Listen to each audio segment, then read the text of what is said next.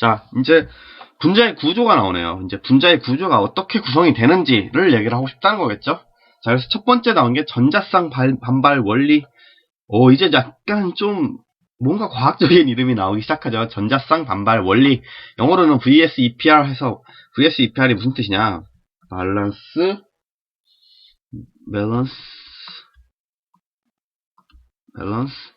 쉘, E는 일렉트론이겠죠. 일렉트론, 페어, 전자쌍, 리퍼전. 뭐 원리니까 뒤에 이제 뭐 띠오리를 붙이나만 띠오리.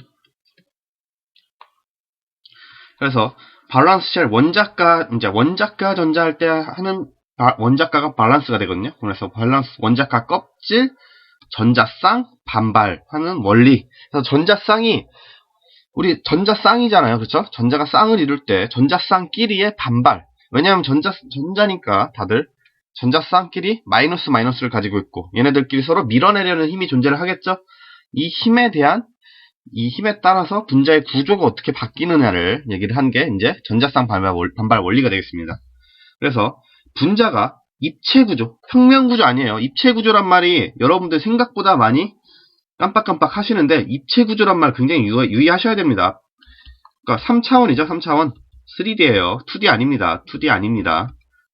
자, 3차원 구조를 이룰 때 중심 원자에 존재하는 여러 개의 전자쌍이 서로 반발해서 최대한 멀리 떨어지려는 기하학적 구조.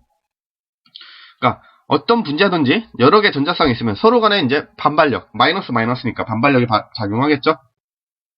때문에 그 전자쌍들끼리 최대한 멀리 떨어지려는 이 기하학적 구조를 가지려는 성질이 있다는 거예요.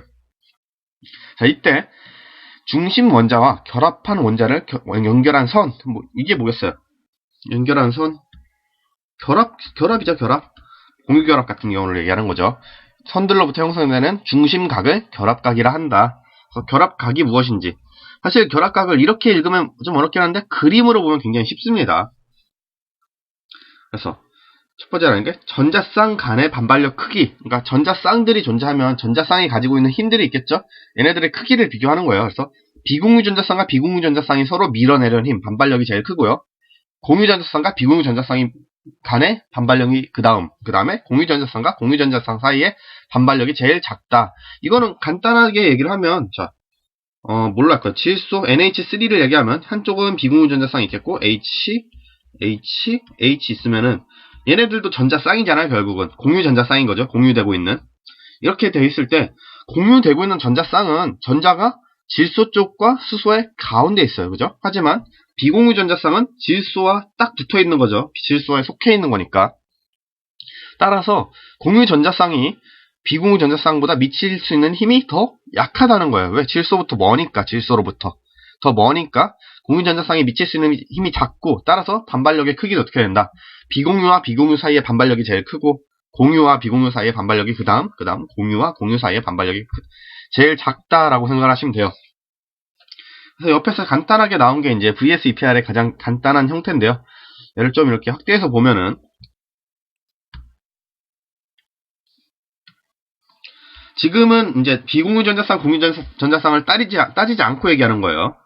그래서 number of electron pairs, 전자쌍의 수겠죠. 전자쌍의 수가 2개일 때, 3개일 때, 4개일 때로 나뉘고, 자, arrangement of electron pairs, 어떻게 전자쌍이 정렬이 되는가. 그래서 가운데 이제 중심 원자가 있다고 하면 그 중심 원자를 기준으로 전자쌍이 2개면은 그 2개의 전자쌍이 최대한 멀어지려면 어떤 구조를 가져야 되는가를 얘기하는 거죠. 어떠한 구조를 가져야 된다.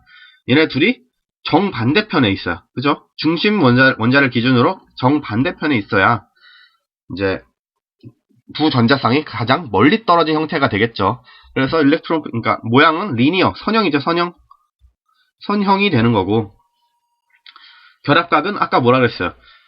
중심 원자를 기준으로 전자쌍을 연결한 선의 각이라 그랬죠. 그래서 이 두 선의 각이니까 180도가 된다. 그래서 그러니까 번드 앵글, 결합각은 180도다라고 얘기를 할 수가 있는 거죠.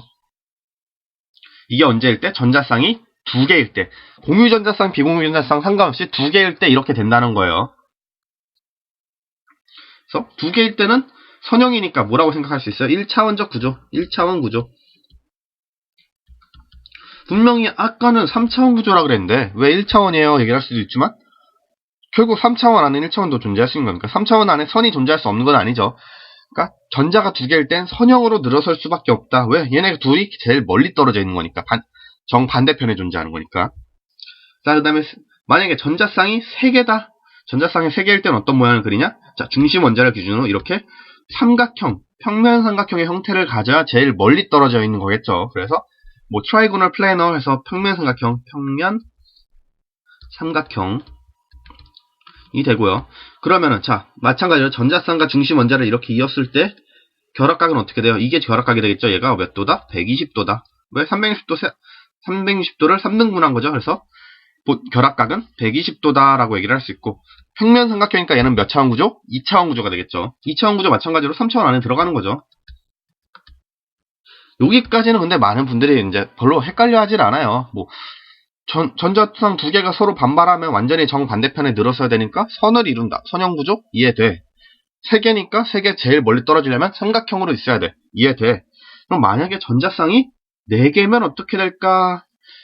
자, 이때가 약간 헷갈리게 되는데, 자, 4개의 형태를 보니까 약간 분명히 뭔지는 모르겠지만 구조가 좀 이상해요. 그죠?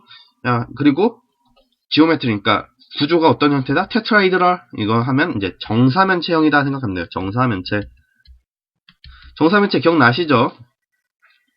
뭐 중학교 때 배우는 거니까. 예. 정사면체 어떤 형태? 이렇게 입체 구조죠. 일단 입체 도형이니까. 그래서 삼각형 4개가 이제 피라미드 구조 형태로 서 있는 거를 우리가 정사면체라고 하죠. 자, 이때 결합각을 우리가 약간 헷갈릴 수 있는데, 중심 원자를 기준으로 저 결합각을 계산을 하면 무조건 109.5도가 나옵니다. 109.5도. 정사면체의 결합각은 무조건 109.5도다. 기억을 해주세요.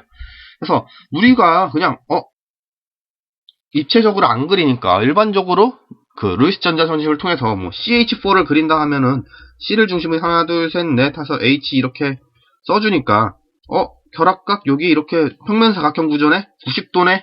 라고 얘기를 할 수도 있지만 실제로는 정사면체 3차원 구조로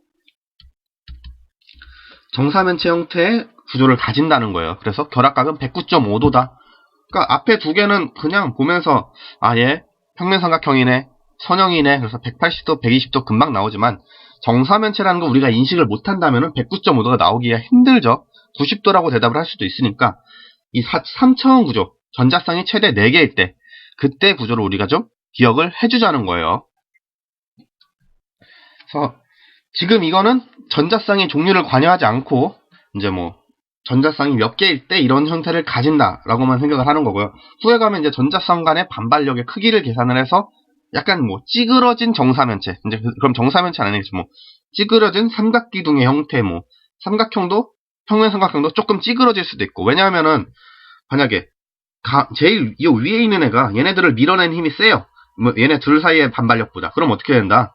삼각형이 그냥 정삼각형에서 이렇게 삐쭉 설 수도 있다는 거죠. 왜냐하면 얘네들이 아래로 밀리면서. 이런 구조도 뒤에 가서는 좀 생각을 해보도록 할 거예요. 하지만 지금은 전자쌍의 종류는 생각하지 말자. 구조만 생각을 하자. 선형, 평면삼각형, 정사면체. 자, 이것만 기억을 해주시기 바랍니다. 자, 그럼 뒤로 넘어가 볼게요. 이제 좀 비슷한 얘기죠. 자, 분자의 구조, 분자 구조의 결정해서 자, 전자쌍 반발 원리에 따르면 중심 원자 주변에 존재하는 전자쌍 수와 그 종류가 뭐다? 비공유냐, 공유냐, or 공유. 자, 이 종류에 따라서 분자 구조가 결정이 된다. 그래서 만약에 첫 번째 나와 있는 게 있어요. 자,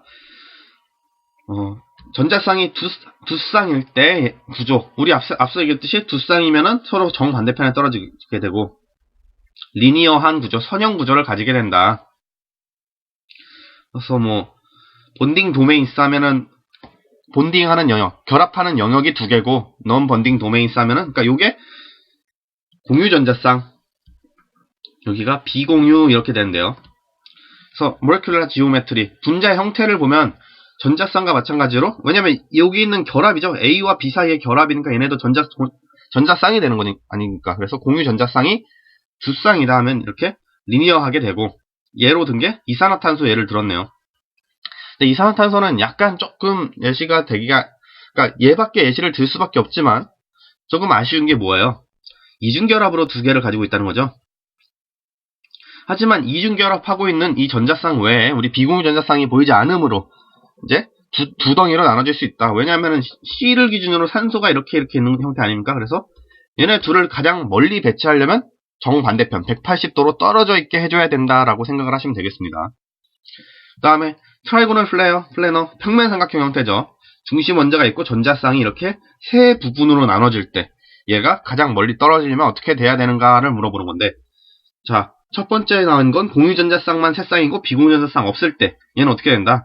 완벽한 정삼각형의 형태를 가진다 라고 생각하시면 되고요. 자, 예시로 든 게 앞에서는 CO2, 여기서는 BF3를 얘기했네요. 분소 13족이니까 원자과 전자 3개죠. 비공유 전자쌍 없고 공유 전자쌍만 3쌍 이렇게 존재하네요. 뭐 플로린도 마찬가지로 뭐 공유 전자쌍 여기만 이렇게 있으니까. 그래서 플로린 사이에 밀어내는 힘이 서로 완벽하게 똑같다. 그래서 정삼각형, 평면 삼각형 형태 중에서 정삼각형의 형태를 유지할 수가 있다라고 생각을 하시면 됩니다. 자, 그 다음 나와 있는 게 같은 평면 삼각형 형태에서 뭐다? 공유 전자쌍이 두 쌍이고 비공유 전자쌍이 한 쌍일 때. 자, 그래서 나와 있는 게 지금 보시면 A를 기준으로 밑에는 B 원자가 붙어있지만 위에는 그냥 비공유 전자쌍이 딱 하나 있죠. 이럴 땐 어떻게 된다? 우리 앞서서 얘기했듯이 비공유와 비공유 사이의 힘이 제일 세고, 그 다음에 비공유와 공유 사이의 힘이 그 다음으로 세고, 그 다음에 뭐다? 공유와 공유 사이의 힘이 제일 약하다라고 했으니까, 자, 비공유와 공유 사이의 반발력이 두 번째로 세고, 여기에는 공유와 공유 사이의 반발력이죠? 그럼 어떻게 된다? 가운데 있는 공유와 공유 사이의 힘이 비공유와 공유 사이의 힘보다 약하니까 견디질 못하겠죠. 어떻게 된다? 찌그러든다. 어떻게 찌그러들어요? 앞서서는 정삼각형이면 얘는 이제 약간 이렇게 길쭉한 형태가 될 수 있겠죠. 얘기를 하면 이제 안쪽의 결합각이 이쪽이, 그전에는 얘는 결합각이 120도인데, 자, 이쪽은 좀 넓어지면서 120도보다 커지고 아래쪽은 120도보다 작아지게 된다라고 생각하시면 돼요. 예시로 나온 게 NO2 그냥 질산이 되겠죠. 질산도 구조 살펴보시면 어떻게 된다. 자, 위에 비공유 전자쌍이 있고 아래 공유 전자쌍이 있죠. 그래서 비공유 전자쌍과 공유 전자쌍의 힘이 강하면서 공유 전자쌍과 공유 전자쌍 사이의 힘을 눌러버린다 라고 기억을 해주시면 되겠습니다. 자, 그 다음에 테트라이드럴 뭐예요? 정사면체형. 자, 피라미드형일 땐 어떻게 된다? 자, 만약에 공유 전자쌍이 4쌍이고 비공유 전자쌍 하나도 없다 하면은 CH4, 우리 아까 예로 들었었죠. 완벽한 정사면체형을 가진다. 그래서 결합각은 109.5도였죠. 꼭 기억을 해주셔야 되고요. 트라이고널 피라미달 하면은 뭐 이제 약간 찌그러진 그러니까 삼각기둥 형태를 생각하면 되는데요. 삼각기둥 피라미드 형태를 생각하면 되는데요. 마찬가지로 위에 비공유 전자쌍이 존재함으로써 얘가 공유 전자쌍과 사이의 힘을 밀어내는 힘이 더 강하다는 거죠. 그래서 아래에 있는 녀석들은 움츠러들게 된다. 움츠러들게 되니까 어떻게 된다? 완벽한 정사면체가 아니라 좀 더 위에가 삐쭉 솟은 형태가 될 거예요. 그죠? 삐쭉 솟은 형태가 되고, 이때 결합각은 우리가 그냥 미리 얘기하면 107도 돼요. 107도. 107도 정도 된다라고 생각하시면 됩니다. 자, 그리고 이거는 아까 얘기했듯이 공유 전자쌍 3개, 비공유 하나일 때고, 이번에 공유 2개, 비공유 2개면 어떻게 될까? 대표적인 예시가 물입니다.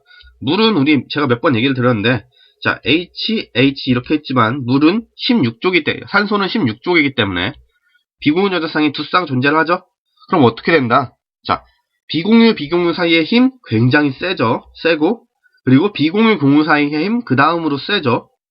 그러면 어떻게 된다? 공유 사이의 힘은 제일 약하니까 위에서보다 결합각이 더 찌그러든다는 거예요. 그래서 구분 형태를 가지고 이때 결합각은 몇 도다?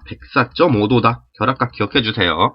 그래서 이제 정사면체, 그러니까 입체 삼각기둥 형태에서 정사면체형은 109.5도, NH3 같이 비공유전자쌍이 하나만 있으면 107도, 비공유전자쌍이 두 쌍이 되면 104.5도의 구조를 가진다라고 기억을 해주시면 됩니다. 그래서 일반적으로 우리가 얘기를 하는 건 이제 전자쌍이 4개일 때까지만 얘기를 하고요. 뭐 추가로 얘기를 드리면은 있습니다. 네. 5개짜리도 있고 전자쌍이 6개짜리일 때도 있고 형태가 이렇게 다양하게 다 나눠는 지는데 사실 고교관에서 다를 건 아니고요. 그냥 이런 게 있다 정도. 뭐 나중에 논술을 준비하시는 분들이나 이런 분들은 조금 이 부분에 대해서 공부를 해야 할 수도 있으니까 존재한다 정도로 그냥 기억을 하시면 되고요. 막 너무 크게 이 부분은 신경 안 써도 됩니다. 수능 보시는 분들이 여기서 나올 건 아마 없을 거예요. 네.